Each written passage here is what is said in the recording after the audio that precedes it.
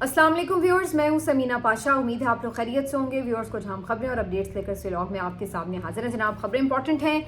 आज supreme court से एक बड़ी खुशखबरी मिली है पाकिस्तान तहरीक इंसाफ को, और इसके साथ साथ आज कुछ 9 मई से जुड़े और 26 नवंबर के एहतजाज से जुड़े मामलात से भी अहम खबरें हैं जो आपके साथ शेयर करने जा रहे हैं। पाकिस्तान और भारत के दरमियान जो कशीदगी है, इससे जुड़ी 2 अहम खबरें हैं जो आपके साथ शेयर करेंगे। अमरीकी नायब सदर ने जो बयान दिया है, बड़ा अजीब व गरीब सा है, इसके ऊपर भी डिस्कशन करेंगे। और इस्लामाबाद हाई कोर्ट में एक जुज़वी कामयाबी जो हासिल हुई थी इमरान खान साहब की टीम को वकला की, उसका एक असर जो है वो अब अगले हफ्ते में नज़र आएगा, तो इसके ऊपर भी बात करेंगे। और उसके साथ साथ जी ये खबर भी गर्दिश में है कि जो इसहाक डार साहब हैं उनकी छुट्टी होने वाली है। तो काफ़ी कुछ है इस व्लॉग में। आपसे रिक्वेस्ट है कि चैनल को सब्सक्राइब कर लें अगर अभी तक सब्सक्राइब नहीं किया। तो जी बात कर लेते हैं सबसे पहले कि क्या खबर है जी आज अदालतों से, क्योंकि अदालतों से आज अहम खबरें हैं। एक तो सुप्रीम कोर्ट में 9 मई के मुकदमात में जो केसेस की समाअत हो रही है, ज़मानतों के केसेस हैं पीटीआई के रहनुमाओं के, जो आहिस्ता आहिस्ता यहाँ तक पहुँच रहे हैं। तो आज इस सिलसिले में सेनेटर एजाज चौधरी साहब की जो ज़मानत है उसे मंजूर कर लिया गया। एक बड़ी कामयाबी है जो मिली है पाकिस्तान तहरीक इंसाफ को, क्योंकि सेनेटर एजाज चौधरी साहब जो कि पिछले 2 साल से तकरीबन असीर हैं, और सेनेटर होने के बावजूद भी और उनके प्रोडक्शन ऑर्डर जारी करने के बावजूद भी उनको सेनेट इजलास में नहीं लाया गया। एक दिन के लिए भी उनको रिहाई नहीं मिल सकी, अगरचे वो बीमार भी हैं और मुसलसल उनकी एक ट्रीटमेंट की ज़रूरत रहती है। आर्ज़ा क़ल्ब में मुब्तला हैं और कई दफ़ा उनको दौरान हिरासत ले जाना पड़ा है अस्पताल में, और अक्सर औक़ात वो काफ़ी ज़्यादा तकलीफ़ में रहे हैं। अब ऐसे लोग जो पहले ही दिल के मरीज़ हैं और काफ़ी उम्र भी है, तो ऐसे लोगों को जेल की सख्तियां इस उम्र में बर्दाश्त करनी पड़ी हैं, और उसकी वजह बड़ी वाज़ेह है। वजह ये नहीं है कि वो कोई तोड़ फोड़ कर रहे थे, उसमें मुलविस थे, बल्कि उसकी वजह ये है कि उन्होंने इमरान खान का साथ नहीं छोड़ा।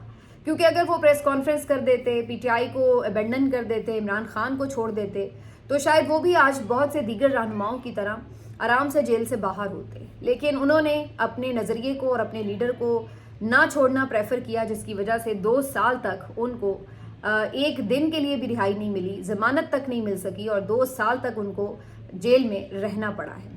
तो सेनेटर एजाज चौधरी का ये एक तवील सफ़र है जेल में, और अभी भी ये नहीं मैं कह रही कि ज़मानत तो उनकी मंजूर हुई है सुप्रीम कोर्ट से, लेकिन रिहाई अभी भी उनकी थोड़े फासले पर है। उसकी वजह ये कि कोई एक मुकदमा तो है नहीं, आपको मालूम है कई सारे मुकदमात हैं, और ये तो सिर्फ एक मुकदमे में उनकी ज़मानत हुई है, अभी दीगर मुकदमात में उनकी ज़मानतें होनी हैं, और अगर वो ज़मानतें भी होंगी तो फिर ही उनकी रिहाई का कोई दरवाज़ा खुल सकेगा। तो बहरहाल जो मेन एक मुकदमा था उसमें ये ज़मानत हुई है, और सुप्रीम कोर्ट के जो आज जजेस हैं उन्होंने बार बार पूछा कि जी क्या आपके पास इनके ख़िलाफ़ कोई सबूत है।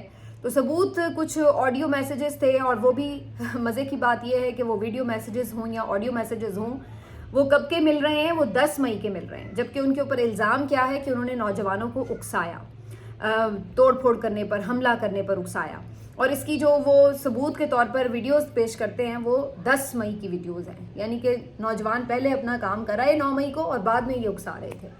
ये तो इन लोगों की अकली हालत है जिसका आप अंदाज़ा लगाइए कि इस किस्म के केसेस में जो है इन्होंने रहनुमाओं को जेलों में बंद कर रखा है। बहरहाल आज जस्टिस नईम अख्तर अफगान ने इवन ये तक कहा कि अगर इतने ही कोई सीरियस इल्ज़ामात थे उनके ऊपर कि आपने 2 साल से उनको बेल तक नहीं दी, तो फिर आप उनको फौजी अदालतों में भेज देते। फिर यहाँ पर इतनी देर रख के उसके बाद ज़मानत भी ना देना, ये क्या साबित करता है? वैसे तो उनका ये कहना भी बड़ा अजीब है कि जी फौजी अदालतों में भेज दें, यानी ज़रूरी है कि जिसके ऊपर कोई सख्त इल्ज़ामात होंगे वो फौजी अदालत में ही जाएगा। तो ये एक अजीबोगरीब सी स्टेटमेंट थी उनकी। वैसे तो अभी तक किसी को यही नहीं पता कि ये किस बुनियाद के ऊपर पिक एंड चूज़ हुआ है कि किसका केस जो है वो फौजी अदालत में जाना है और किसका केस नहीं जाना। तो ये अपने आप में एक बड़ा सवाल है। अल्लाह करे कि कभी फौजी अदालतों वाले केस का फैसला हो जाए तो चीज़ें सामने आ सकें, लेकिन अभी तक तो वो भी आपको पता है कि ये जो ज़बरदस्त किस्म का आईनी बेंच इन्होंने तश्कील दिया वो इस एक केस का फैसला भी करने में अभी तक नाकाम है। बहरहाल एजाज चौधरी साहब के लिए ये एक ज़बरदस्त खबर है, पीटीआई के लोगों के लिए भी ज़बरदस्त खबर है, और बावफा लोगों के लिए भी ज़बरदस्त खबर है कि जिन्होंने अपनी आसानी के लिए, अपनी सहूलत के लिए ये नहीं किया कि अपने लीडर से बेवफाई की, दगा दिया उसको, बल्कि उसके साथ ये सोचा कि अगर वो जेल में है तो हम भी उसके साथ जेल काट सकते हैं। تو بہرحال اعجاز چودھری صاحب نے وفا کی تو ایک مثال قائم کی ہے، یہ تو میرا خیال ہے کہ ان کے جو مخالف ہیں وہ بھی ماننے پر مجبور ہوں گے۔ بہرحال ابھی یہ پہلا ایک سٹیپ ہے، بہت سے ابھی باقی لوگ ہیں، محمود الرشید صاحب ہیں، شاہ محمود قریشی صاحب ہیں، عمر سرفراز چیمہ صاحب ہیں، ڈاکٹر یاسمین راشد صاحبہ ہیں، اور دیگر کئی اور لوگ ہیں جو ابھی تک جیلوں میں ہیں۔ تو لیٹس سی کہ ان کی بھی رہائی کا کوئی سدباب ہو پاتا ہے یا نہیں۔ بہرحال دیکھتے ہیں کہ ان کی رہائی کب تک عمل میں آ سکے گی۔ میاں اشفاق وکیل صاحب کی جو ٹیم ہے انہوں نے ان کی یہاں پہ نمائندگی کی سپریم کورٹ میں، اور وہ کافی امید میں ہیں کہ آگے جو باقی کیسز ہیں اس میں بھی ان کی رہائی ہو سکے گی۔ اس کے علاوہ جی ایک اور اہم جو آج خبر آئی ہے وہ انسداد دہشت گردی کی عدالت سے آئی ہے، جہاں پر 26 نومبر کے احتجاج کی کیس کی سماعتیں تھیں، جس میں آج بڑی پیش رفت ہوئی ہے، کیونکہ یہ تقریباً کچھ 1600 کے قریب ملزمان تھے جن کے اوپر یہ کیسز چل رہے ہیں، اور ان میں سے کوئی 1000 کے قریب جو ملزمان تھے وہ پیش بھی نہیں ہوئے جو ضمانتوں پر ہیں۔ تو اس پر عدالتوں کی طرف سے کہا گیا کہ ہم ان کی ضمانتیں خارج کر رہے ہیں کیونکہ یہ آئے نہیں۔ جبکہ دوسری طرف ایک اور جو اہم خبر اس سے جڑی تھی وہ یہ کہ 82 ملزمان نے اعتراف جرم کر لیا، اور انہوں نے ساتھ ہی اپنے جرم کا اعتراف کرتے ہوئے یہ استدعا کی عدالت سے کہ ان کو سزا میں نرمی کر دی جائے تاکہ وہ جلدی گھر جا سکیں۔ اب اس کے اوپر سزا ان کو سنا دی گئی، کیونکہ انہوں نے اعتراف جرم کر لیا تو ان کو سزا بھی ہاتھ کے ہاتھ سنا دی گئی، اور انہیں 4 ماہ قید اور 15,000 روپے جرمانے کی سزا سنائی گئی ہے ان 82 ملزمان کو۔ اب اس کے پیچھے کوئی سمجھنا مشکل کام نہیں ہے کہ ان لوگوں نے کیوں اعتراف جرم کیا ہوگا۔ اس کی بڑی صاف وجہ ہے کیونکہ جرم وہاں پہ کون سا جرم ہوا تھا؟ کیا وہاں پہ کوئی عمارتوں کے شیشے ٹوٹے تھے؟ جی نہیں۔ کیا وہاں پہ کوئی ATM مشینیں لٹ گئی تھی؟ جی نہیں۔ کیا وہاں پر انہوں نے کوئی عام جاتے آتے راہگیروں کی املاک کو نقصان پہنچایا، یا ان کی گاڑیاں توڑی، یا ان کو کوئی ڈنڈے مارے؟ کیا کیا؟ تو جو 26 نومبر کو احتجاج ہوا تھا وہ سب نے دیکھا تھا، وہ ایک پرامن احتجاج تھا، بلکہ ظلم تو ان لوگوں کے ساتھ ہوا جو یہاں پر احتجاج کرنے آئے، جن کے اوپر سیدھی گولیاں برسائی گئیں اور جن کے اوپر ٹیئر گیسنگ ہوئی، جن کو گرفتار کیا گیا، جن کو مارا پیٹا گیا۔ تو ظلم تو الٹا ان مظاہرین کے ساتھ ہوا تھا، انہوں نے کون سا ظلم کیا تھا؟ لیکن بہرحال انہوں نے یہ جو بیچارے سادہ ظاہر کارکن ہوتے ہیں، زیادہ تر ایسے ہوتے ہیں جو بہت امیر کبیر بھی نہیں ہوتے، بیچارے مزدور طبقہ ہوتا ہے بعض اوقات، تو میرا خیال ہے کہ انہوں نے اس لیے اعتراف جرم کیا کہ کم از کم اعتراف جرم کر لیں گے تو جتنی بھی سزا بنتی ہے وہ کر کے جان چھوٹ جائے گی اور گھروں کو جا سکیں گے۔ اگر مقدمات چلتے رہے تو جس طرح آپ کو پتہ ہے ہمارے ملک میں مقدمات کی صورتحال ہے، سال ہر سال مقدمات چلتے ہیں، اور اب جو یہ دہشت گردی کے معاملات ہیں اور جو سیاسی انتقامی کاروائیاں اس کے تحت تو جلدی ضمانتیں بھی نہیں یہ کرنے دیتے کسی بھی ورکر کی۔ تو انہوں نے یہ اس لیے عافیت جانی کہ چلو جی ہم مان لیتے ہیں کہ جی ہم نے جرم کیا ہے تاکہ ہمیں سزائیں ہو جائے۔ اب دیکھیے دیکھا جائے تو 4 مہینے کی سزا سنائی گئی ہے، اب 26 نومبر سے آج تک دیکھیں تو یہ سزا آلریڈی پوری ہو چکی ہے۔ تو یعنی کہنے کا مقصد یہ کہ انہوں نے کہا کہ اگر ہم مان لیں گے تو کم از کم گھر جا سکیں گے، نہیں مانیں گے تو مقدمہ اور چلے گا اور پھر ہم جیلوں میں ہی قید رہیں گے اور پیسے بھی لگیں گے ظاہر ہے۔ تو انہوں نے اس چیز کے اوپر جو ہے وہ عافیت جانی کہ ٹھیک ہے ہاں کرو اور نکلو یہاں سے اور رہائی پاؤ۔ یہ ٹھیک ہے کہ وہ سزا یافتہ کہلائیں گے، لیکن سب کو حقیقت پتہ ہے کہ یہ سزا یافتہ کیوں کہلائیں گے۔ یہ سیاسی کارکن ہے، کوئی انہوں نے چوری نہیں کی، کوئی ڈکیتی نہیں کی، کوئی قتل نہیں کیا، کوئی ایسی چیز ان پہ ثابت نہیں ہوئی۔ احتجاج کرنا یا دفعہ 144 کی کوئی خلاف ورزی کرنا یہ کیا جرائم ہے؟ یہ سب کو پتہ ہے کہ یہ بیچارے تو ایک اپنے آئینی حق کے لیے آئے تھے۔ یہ الگ بات ہے کہ عدالتوں کو آج کل آئینی حق جو ہے وہ جرم نظر آ رہا ہے، اور بجائے اس کے کہ وہ مظاہرین کے ساتھ کھڑے ہوں کہ جی احتجاج تو ان کا آئینی حق ہے، اور کیوں جو پولیس نے یوز آف فورس کیا، کیوں رینجرز نے پولیس نے یوز آف فورس کیا، حکومت کی طرف سے طاقت کا استعمال کیوں کیا گیا، تو بجائے اس کے کہ انہیں کٹہرے میں کھڑا کیا جاتا، الٹا آنے والے مظاہرین کو جو اپنے آئینی حق کے لیے باہر نکلے تھے انہی کو دھر لیا گیا۔ تو یہ اس وقت ہمارے ملک میں نظام انصاف کی صورتحال ہے، اور یہ بڑی ایک پیٹرن کے تحت آپ کو نظر آ رہا ہے۔ ہر جگہ پہ انہوں نے یہی کیا کہ جن کے ساتھ ظلم کیا الٹا انہی کو مقدمات کی نظر کر دیا۔ جہاں پر جس جگہ پر آپ دیکھیے 9 مئی سے پہلے بھی 25 مئی والا جو احتجاج تھا، جو 18 مارچ والا احتجاج تھا، جو نہ جانے کون سے میں آپ کو گنوانے لگوں، تو جہاں کہیں بھی ان لوگوں نے پرامن احتجاج کیا، انہوں نے کریک ڈاؤن کیا، مارا پیٹا، گرفتاریاں کی، سب کچھ کیا، لوگوں کی جانیں گئیں، لیکن الٹا مقدمات بھی انہی کے خلاف درج کر لیے، اور یہی صورتحال ابھی تک بھی چلتی آ رہی ہے۔ تو یہ ایک الٹا پہیا جو ہے نظام کا انصاف کا وہ چل رہا ہے، جو ہمیں بڑا آبویسلی نظر آ رہا ہے۔ بہرحال اس کے علاوہ جو ایک اہم خبر ہے عدالت سے، وہ ہائی کورٹ سے، اسلام آباد ہائی کورٹ میں عمران خان صاحب اور بشرا بی بی صاحبہ کی 190 ملین پاؤنڈ کیس کی جو سزا معطلی کی درخواست ہے اس کو سماعت کے لیے منظور کر لیا گیا ہے، فکس کر دیا گیا ہے۔ 8 مئی کو ان کی سماعت ہوگی۔ اچھا جی، اب یہ پہلے تو ظاہر ابتدائی سماعت ہوگی۔ میں یہ دوبارہ سے آپ کو بتا دوں کہ جو کل خبر آپ کو دی تھی کہ جو ہائی کورٹ کے رجسٹرار کی رپورٹ تھی کہ جی ہم پورا سال فکس نہیں کر سکتے، وہ مرکزی اپیلیں ہیں، یہ صرف سزا معطلی کی حد تک ہے۔ تو بہرحال سزا معطلی بھی اگر ہو جائے گی تو کم از کم رہائی کا امکان پیدا ہو جائے گا۔ تو اس لیے سلمان صفدر صاحب نے اس بات کے اوپر زور دیا کہ بھلے آپ مرکزی اپیلیں جب بھی فکس کریں، کم از کم سزا معطلی کی اپیلیں جلدی فکس کر لیں۔ تو اس حد تک یہ مقدمہ ہے۔ اور اب اس کی جو 8 مئی کو سماعت ہے، اس میں عام طور پر تو پہلی جو سماعت ہوتی ہے اس میں نوٹس ووٹس ہی ہوتے ہیں، تو یہی کچھ ہوگا۔ لیکن آگے چل کر اس مقدمے میں کوشش یہ ہے، جو اس دن علیمہ خان صاحبہ بھی کہہ رہی تھی کہ کوشش یہ ہے کہ 4 سے 6 ہفتوں کے اندر اندر سزا معطل ہو جائے، کوئی فیصلہ آ جائے، تاکہ گرمیوں کی چھٹیاں جو عدالتوں میں ہونی ہیں اس سے پہلے عمران خان صاحب کی یہ سزا معطل ہو جائے، رہائی کا امکان بن سکے۔ ورنہ وہ پھر ساری جو گرمیوں کی چھٹیاں ہیں وہ عدالتیں بند رہیں گی، نارمل روٹین کے کیسز بھی نہیں چلیں گے، تو پھر اس چکر میں ان کو ساری گرمیاں بند رہنا پڑے گا۔ یہ علیمہ خان صاحبہ کا خیال ہے کہ شاید 4 ہفتے میں عمران خان صاحب کی رہائی کا کوئی سبب بن جائے۔ تو یہ اس لحاظ سے ایک امپورٹنٹ ہے کہ 8 مئی کو یہ سماعت فکس ہو گئی ہے۔ 2 رکنی بینچ ہے، جسٹس سرفراز ڈوگر صاحب کا اور جسٹس آصف کا، یہ دونوں جو جج صاحبان ہیں یہ سماعت کریں گے۔ اس کے علاوہ عمران خان صاحب کی الیکشن دھاندلی سے متعلق جو سماعت تھی وہ بھی مسلسل پڑی ہوئی تھی سپریم کورٹ میں، اس کو بھی ایڈریس نہیں کیا جا رہا تھا، تو اس کو بھی سماعت کے لیے منظور کر لیا گیا ہے۔ تو اب دیکھتے ہیں کہ اس کی بھی سماعت کب ہوتی ہے، لیکن وہ دھاندلی والا جو معاملہ ہے اس کو بھی ٹیک اپ کیا گیا ہے۔ مجھے کوئی امید نہیں ہے کہ اس میں کوئی فیصلہ بڑی جلدی آئے گا یا بڑا کوئی خلاف آ جائے گا۔ سب کو پتہ ہے کہ جو اس وقت نظام انصاف کی صورتحال ہے۔ اب آ جاتے ہیں جی کہ جو ادروائز چیزیں چل رہی ہیں، یعنی کہ ہم بات کریں گے کہ جو پاکستان اور بھارت کے درمیان کشیدگی چلتی رہی اور اس کے اوپر جو ایک ڈیولپمنٹ ہوئی ہے، اس میں جی آج ایک تو یہ خبر ہے امریکی نائب صدر کے حوالے سے، ان کا سٹیٹمنٹ آیا ایک ٹی وی انٹرویو میں ایک جواب دیتے ہوئے، اور انہوں نے کہا کہ جی پاکستان اور بھارت سے متعلق جو کشیدگی ہے اس کے اوپر کیا آپ کا موقف ہے۔ تو ان کا موقف انہوں نے اپنا جو دیا وہ بڑا عجیب و غریب ہے، کیونکہ انہوں نے ایک طرف یہ کہا کہ جی ہم بھارت کے ساتھ اس بات کے اوپر بالکل کھڑے ہیں کہ ان کے خلاف یہ جو دہشت گردی کا واقعہ ہوا ہے یہ یقیناً افسوسناک ہے، اور ساتھ ہی کہا کہ ہم امید کرتے ہیں کہ بھارت اس کا رسپانس اتنا دے گا کہ جس سے کوئی پورا خطہ کسی بڑے اس کو کہتے ہیں کہ غیر یقینی کی صورتحال میں نہ چلا جائے، کسی بڑی جنگ کی طرف نہ چلا جائے، کیلکولیٹڈ قسم کا رسپانس جو ہے وہ بھارت دے گا۔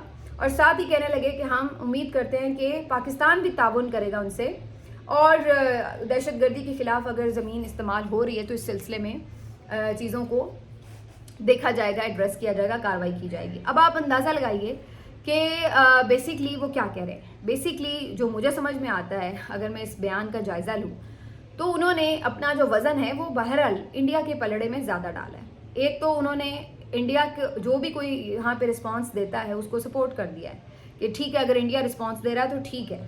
یہ نہیں انہوں نے کہا کہ انڈیا رسپانس نہ دے، بلکہ تحقیقات کا اعلان کرے یا تحقیقات کا انتظار کرے، یہ نہیں کہا، بلکہ کہا کہ ہم یہ امید کرتے ہیں کہ انڈیا جو بھی رسپانس دے گا، یعنی کہ انڈیا دے گا اور ہم اس کے ساتھ ہیں، ہمیں اس سے کوئی پرابلم نہیں ہے کہ انڈیا اگر رسپانس دے رہا ہے تو انڈیا جو بھی رسپانس دے گا وہ خطے کو کسی نئی جنگ کی طرف نہیں دھکیلے گا۔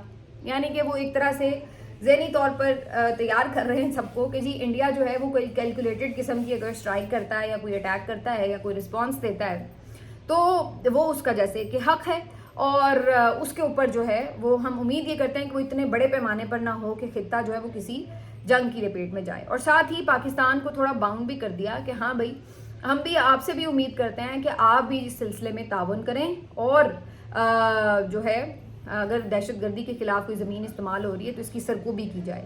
تو کافی حد تک مجھے تو یہ جو بیان ہے یہ انڈیا کی سپورٹ میں ہی نظر آتا ہے، اور پاکستان کے حوالے سے تو اس میں کوئی بہت زیادہ پازیٹیوٹی نظر نہیں آ رہی۔ مجھے تو ایسا ہی محسوس ہو رہا ہے کہ انہوں نے ایک طرح سے یہ اجازت ہی دی ہے انڈیا کو کہ ٹھیک ہے جی آپ نے اگر کوئی تھوڑی بہت کارروائی کرنی ہے تو کر لیں، اور پاکستان کو بھی یہ کہا ہے کہ اگر وہ کرتا ہے تو آپ بھی تھوڑا سا برداشت کر لیں۔ مجھے تو کم از کم کچھ اسی طرح کی اس بات میں محسوس ہو رہی ہے فیلنگ جو ہے کہ یہ اس طرح کا کچھ اسٹیٹمنٹ ہے. بہرحال اس سے پتہ یہ چلتا ہے کہ جو امریکہ ہے اس کا رجحان آج بھی انڈیا کی طرف ہے, اور کیوں نہ ہو, انڈیا کے ساتھ اس کی ہمیشہ سے زیادہ قربت رہی ہے, ان کے ساتھ ان کے بزنس ہیں اربوں ڈالر کے, اور ظاہر ہے کہ وہ یہ تمام چیزوں میں کوئی اپنا جو بزنس لاس ہے وہ تو نہیں کرتا. تو ظاہری سی بات ہے جو ایسے ممالک ہیں جہاں پہ بڑی مارکیٹس ہیں جن کے ساتھ تجارتی معاہدے ہیں, وہاں پر ہر کوئی جو ہے وہ کمپرومائز کر لیتا ہے, بھلے وہ چاہے غلط ہی کیوں نہ کہہ رہا ہو. اور تو اور امریکہ کو اب ہم کیا اس کے اوپر کوئی بلیم کریں یا شکوہ کریں. ہمیں تو آج یہ بھی انکشاف ہوا ہے کہ ہمارے اپنے ملک سے بھی ابھی تک تجارت ہو رہی ہے انڈیا کے ساتھ. خبر یہ آئی ہے کہ واگا کے تھرو بھی ابھی کچھ ٹرکس جو ہیں وہ 150 کے قریب ٹرکس جو ہیں ان کو آنے دیا گیا ہے, جو کہ بھارت کے ساتھ تجارت کے سلسلے میں انٹر ہوئے ہیں. اب آپ اندازہ لگائیے کہ وہ بھارت جو آپ کا پانی بند کر رہا ہے, جو آپ کو پوری دنیا میں بدنام کر رہا ہے, اور جو آپ کے لیے مزید آگے مشکلات کھڑی کر کے دھمکا رہا ہے, جنگ کی دھمکیاں دے رہا ہے, آپ ان کے ساتھ اپنی تجارت تک بند نہیں کر سکتے. آپ نے ان کے ساتھ جو بارڈر ہے اپنا وہ تک نہیں ابھی تک ٹھیک سے کلوز کیا کہ آپ ان کو یہ میسج ہی دے سکیں کہ ہم بڑے خوددار ہیں جی, اگر آپ ہمارے اوپر جھوٹے الزامات لگائیں گے تو ہم ٹھیک سے آپ کا یہ تجارت بھی ہم نہیں بند کریں گے. حالانکہ یہ جو تجارت بھی ہو رہی ہے اس میں زیادہ فائدہ سارا انڈیا کا ہی ہے. پاکستان کا تو جو حجم ہے تجارت کا وہ بڑا کم ہے ان کے ساتھ. پاکستان کو تو بڑے کم, اس میں یہ نہیں ہے کیونکہ پاکستان کو معاشی طور پہ بڑا نقصان ہونا ہے, کیونکہ پاکستان کو تو آلریڈی بڑا تھوڑا سا پیسہ ہے جو مل رہا ہے اس تجارت کے تھرو, زیادہ تو وہ انڈیا کے پاس ہی جا رہا ہے. تو ہم تو یہ ہیں, تو ہم ایسے میں امریکہ سے کیا گلہ کریں کہ جناب آپ نے انڈیا کی سپورٹ کیوں کی یا فلاں نے انڈیا کی سپورٹ کیوں کی. تو یہ تو حالات ہیں. لیکن بہرحال یہ ساری صورتحال کے بعد اس سے یہ بھی پتہ چلتا ہے کہ سفارتکاری بھی ہماری کس قدر ناکام رہی ہے. سوائے چائنا کے کسی بھی ملک نے کوئی بہت زیادہ ہماری سپورٹ نہیں کی, اور چائنا کی سپورٹ بھی اس وجہ سے نہیں ہے ہمیں کہ ہم بہت اچھے ہیں اور ہم نے سفارتکاری بڑی اچھی کی ہے اور ہم نے انہیں کنونس کیا ہوا ہے, بلکہ چائنا کے اپنے ہمارے ملک کے ساتھ انٹرسٹ ہیں. تو اس وجہ سے پاکستان میں عدم استحکام چائنا کو سوٹ نہیں کرتا, اور وہ نہیں چاہتا کہ انڈیا اس کے مقابل جو ہے اس خطے میں کھڑا ہو جائے.